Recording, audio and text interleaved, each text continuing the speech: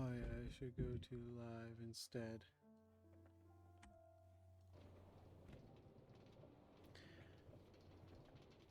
Alright guys, I'm going live right now. I'm going to be reading a story for the night for about an hour. If you want to join, feel free to join. It's really up to you guys. Hope to see you all there.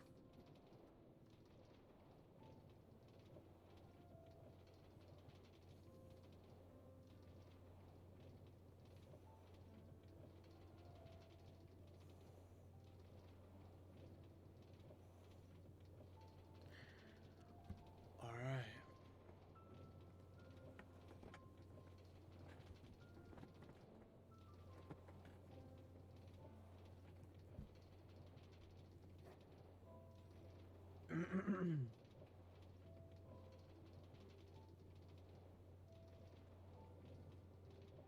This should be relaxing.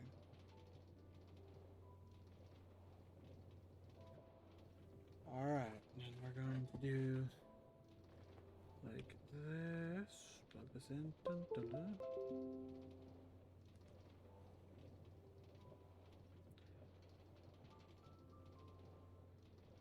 Okay.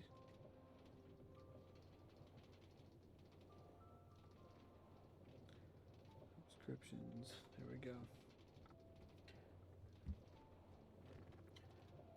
Alright, so I'm trying something new today, and I really hope that you guys all enjoy it. But I've just kind of been feeling like, you know, somebody out here will appreciate it. And if I'm completely wrong, that is okay too. So the idea for tonight is I'm going to read a story. As you could see by the cover, I will try and keep up with moving my mouse to be able to face the houses, but don't count on it because I'm going to be reading as well. If you guys enjoy this kind of thing, let me know. I do have another book lined up for when we finish this one, but for now, this one is called The Summer of Riley by Eve Bunting. So I guess I'll just get right into it. I'm not going to be looking at chat too much, so try to just bear with me in that case, okay? Alright. To the memory of Toby, special thanks to Bob Bean, the horse trainer, and to Carol Pegger. You helped. Chapter 1. I got my dog, Riley, exactly 2 months after my grandpa died. Grandpa lived with us, and he was my best pal. To tell the truth, I think Mom let me get a dog so I'd start feeling better. She drove Grace and me into Portland because it's good to get an animal from the pound. You could be saving its life. I picked mine out from all the other dogs right away. A lab. Not quite purebred, but great looking anyway. His coat was the color of a lion's, but smooth and shiny. I'd say he's got some collie in him too, the pound man told us. I thought you wanted a middle-sized dog, Grace said. I thought I did. I hugged Riley around his middle. I changed. Grace nodded. Cool. Grace is my best friend, even if she is a girl. I guess boys, or at least boys my age, which is 11, are not supposed to even like girls. But I like Grace, and I don't care what anybody thinks. Was he a stray? Mom asked the pound man. He shook his head. He was turned in by his owners. That's how come he has a name already. He looked at me. You can change it if you like. I said. Riley's just fine. Mom was frowning. Why did his owners turn him in? He's not a biter, is he? No way, the pound man put his hand under Riley's chin. Is this the face of a biter? I can spot one of those right away. They even smell bad-tempered. He rubbed his knuckles up and down on Riley's forehead, and Riley squirmed with joy. Soon as he stopped rubbing, I started. I'll do this for you every day when we get home, Riley, I whispered. Okay? I think his owners had to move and couldn't take him, the pound man told us. It wasn't that they didn't want him. I think we want him. Right, William? Mom smiled at me. The pound man looked at Mom. Grace gave me a nudge. We always think it's funny, the way guys about drop dead over Mom. He likes her, Grace whispered to me. At least he didn't ask if she's my sister, I whispered back. While we were signing the papers and paying for all the things you have to pay for before you adopt a dog, we told everyone how Riley was going to love being with us, how we were going to take great care of him, and how we have a nice fenced yard that runs all the way around our house for him to play in. The yard's a field, really, since where we live is almost in the country. Grace's house is about half a mile or so down the road, towards Monk's Hill, where we go to school, and there's only Mrs. Peachwood's little ranch in between. Sounds great, the pound man said. He wishes he was coming home with us, Grace whispered. Riley sat in the back of the station wagon with Grace and me. You can tell he's really smart, Grace said. Look at the way he sits up straight and looks out the window. Most dogs would be freaking out all over the place. I patted his head. I knew he would be smart the minute I saw him. Actually, I never thought about his smarts. I just loved his face, his velvety ears, the way he licked my face with slobbery kisses, the dog smell of him. I buried my nose in his neck and took a good sniff now. Mom grinned at me in the rearview mirror. I think it was love at first sight, right, William? I rolled my eyes. Oh, Mom. We let Grace off at her driveway because she goes to her flute class on Tuesdays. That's Mrs. Peachwood's house, I told Riley as we passed our next door neighbors. We usually call her Peachy. Most of the time, she's out in the front field there with her horse. His name is the Sultan of Cabador. You'll like him a lot. Right now, the two of them have gone to Peachy's sister's up in Washington. They go every July. And over there is our house. Do you like it, Riley? It's your house too now. And I felt this great rush of happiness, the kind I hadn't had since Grandpa died. But when we turned into our long, dusty driveway, I couldn't help thinking how great it would have been if Grandpa had been in the house waiting for us. Close by the porch was a big hole he and I dug for the fish pond, and a humongous pile of earth beside it. We were turning that into a rock garden. The pond was going to be 2 feet deep and 10 by 10 feet wide. At first, we thought it would be round, but we decided on freeform instead. It's easier. We'd already been to Pete's Hardware in Monk's Hill and ordered the pump and the filter for the pond. They were supposed to be delivered in 2 weeks from some place in California. They hadn't come, and it had been 2 months. Maybe Mom had canceled them, or maybe Pete just knew that the fish pond would never be finished and canceled them himself.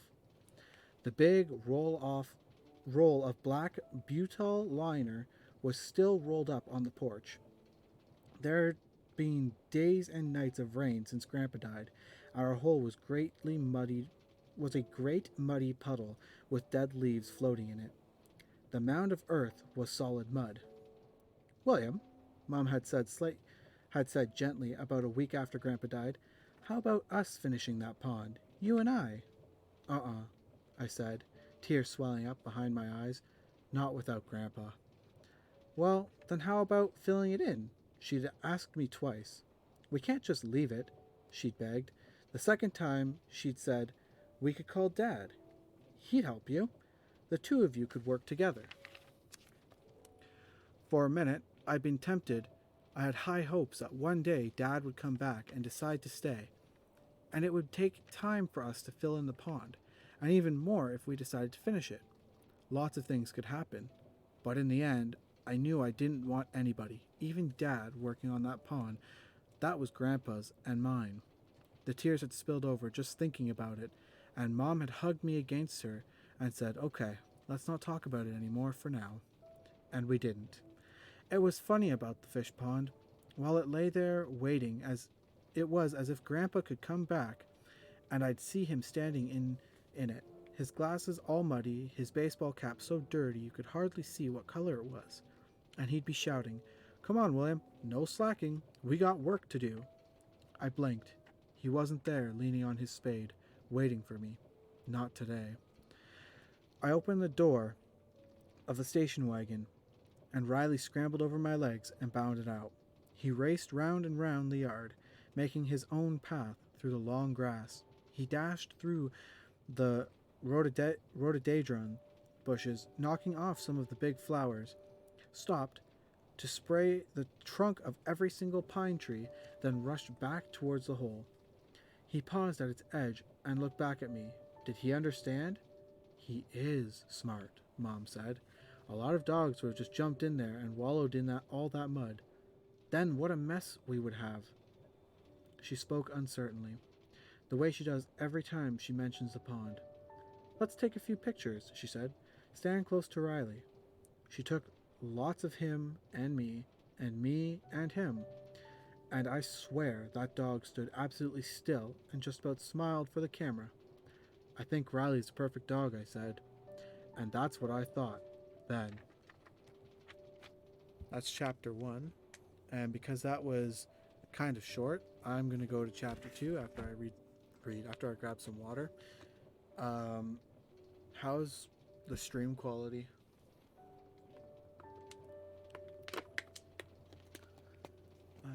Okay. By the looks of it, it looks like it's doing okay. It might be lagging a little bit. I'll just upload the actual video to YouTube when I'm all done. Alright, chapter 2. I showed Riley our house. He walked sedately around with me, checking out the furniture, getting acquainted. He didn't try to pee anywhere, and I thought that was a good sign of his house manners. Afterward, I took him outside. Our yard was filled with late afternoon sunshine. Hundreds of gnatcatchers twittered through the air. In the far distance, I could see the mountains. Once, Dad took me hiking up there, and we saw a humongous bear. Fortunately, it didn't see us. Riley and I played frisbee and catch and running games all afternoon. When Mom told us to come in for dinner, he stayed beside me on the braided rug and didn't even whine for food. Uh-oh. I don't know what happened there. Sorry, guys. No, that's what I say there. And didn't even whine for food. Somebody taught that dog to be polite, Mom said. Grace called about 7 for a report.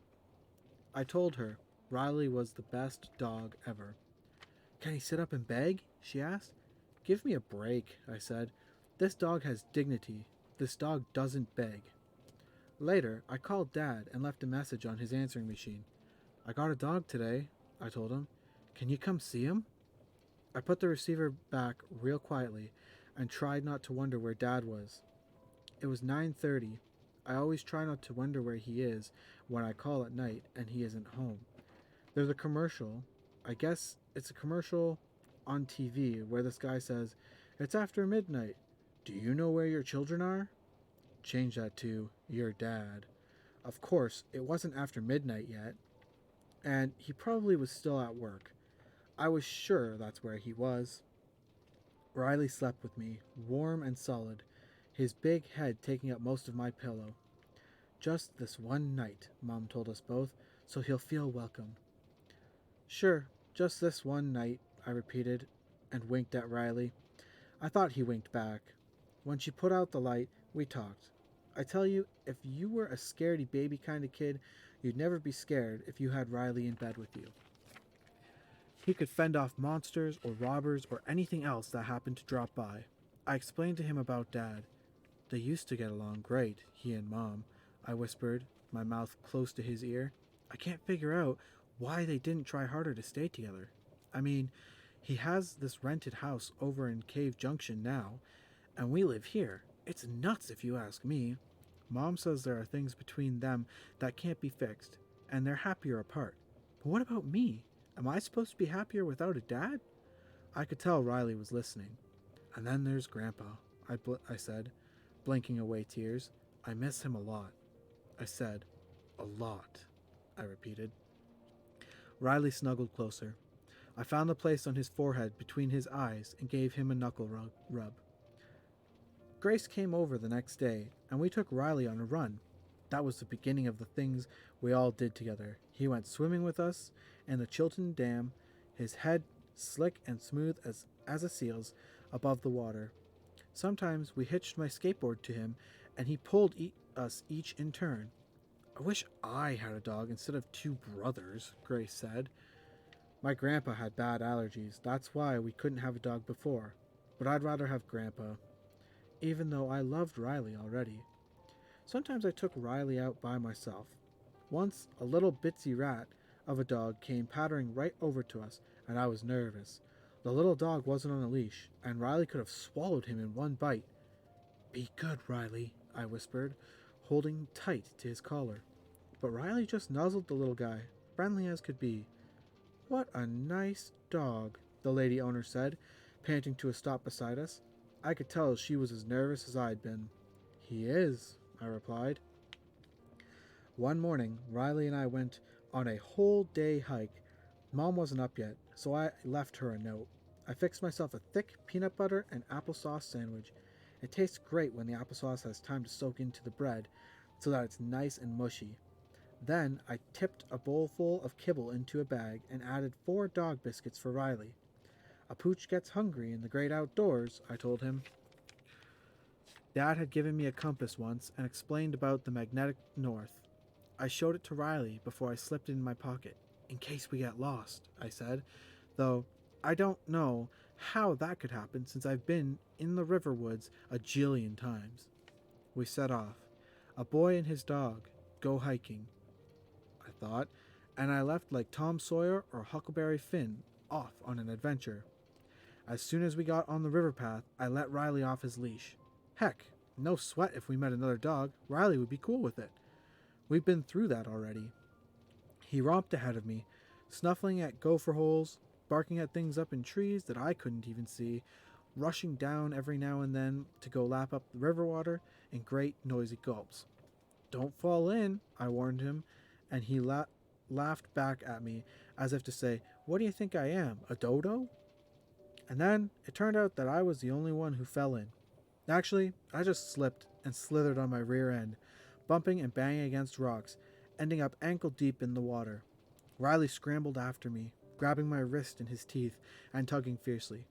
Hey, it's all right, I told him, pulling each foot out of the sinking mud. Let go of me. Riley, I'm not drowning here. Give me a break. Look, I'm out already. But he held on, bracing his legs and dragging me away from the river's edge. Okay, pal, I said. I looked back at where I'd been standing and saw that just beyond that, maybe 6 inches from where I'd stood, the river dropped off into a deep, dark hole. Another step, and I'd be in it, up to my shoulders or even deeper, over my head. I wrapped my arms around Riley, and he licked my face all over with his warm, rough tongue. What exactly had happened? Had he saved me? Not exactly. I can swim. I could have pulled myself out. Had he sensed I was in danger? Was he scared for me? Was he trying to protect me? Thanks, puppy, I whispered, my face against his neck, and I had this sudden sureness that Riley would always be beside me, ready to help. Help me, even if I needed help. Be beside me, ready to help me, if I needed help. You're my dog, I whispered, and you know something? If you need help, you'll get it from me. Deal? Riley wagged his tail. Deal, I said. Now how about lunch? That night in bed, I thought about Grandpa, and it seemed that thinking didn't hurt as much as it did before.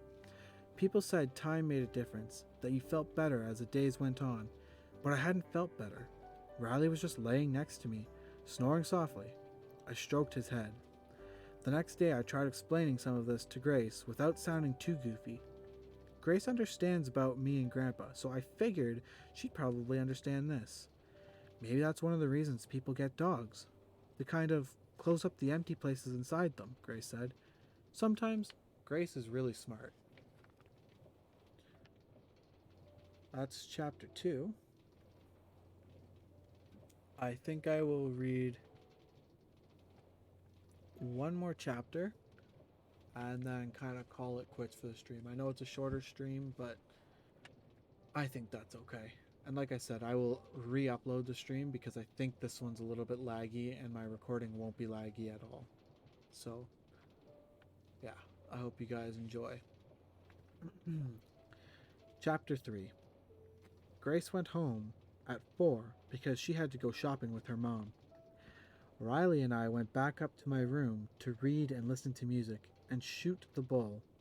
I liked talking to Riley, and even though he didn't answer in words, He said things just by the way he looked at me.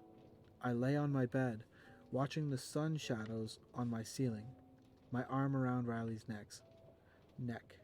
Mom was fixing lasagna, probably Stouffer's small size, serves two. The good spicy smell wafted into my room. I gave Riley a bite of my cracker. The thing is, I told him, just thinking about Dad makes me mad. Sometimes. I called him and left a message about you, and he never called back, or came. Riley watched me carefully, then nodded. I began. There was a sound of a car turning into our driveway. I jumped up and ran to the window. Speak of the devil, I muttered. And then, so Riley wouldn't get the wrong idea, I added, not that Dad's a devil. That's just a saying. Anyway, he's here. I watched his car pull up to the front door and stop.